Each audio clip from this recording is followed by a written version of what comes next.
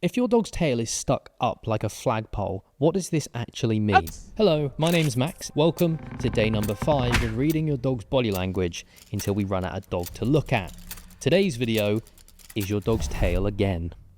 So here's what we need to know about the dog's tail carriage, which is the height of the tail. And quick note, we always look at the base of the tail, not the tip, because it's just more reliable to read. So we're going to be looking at 4 things today: a tucked tail, a downwards tail, a horizontal tail, and a raised tail. The first thing I want you to do is observe your dog in day-to-day life and see what their normal neutral tail looks like. Because this here is how my dog walks around, with a dropped down tail, but this is his best friend Ernie.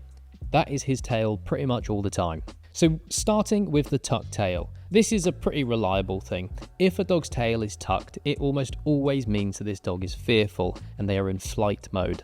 But it can also be a sign of appeasement, which is a dog just trying to make themselves small, saying, I'm no threat. However, it can also happen when your dog is cold and wet, so look at the weather. Now, a tail that hangs down, most dogs, this is just chill and relaxed.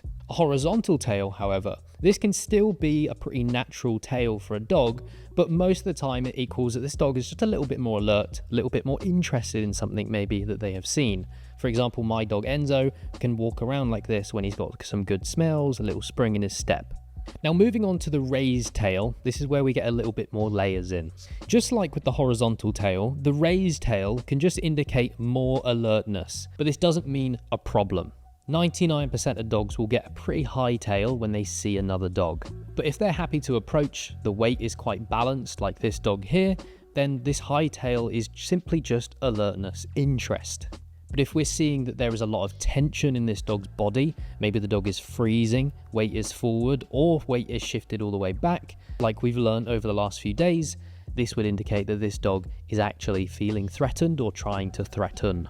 So that's why context matters. That's why we're learning so much over the next 6 weeks. I'll see you tomorrow morning when we're looking at another video on the tail, and it's one of my favorite things to see.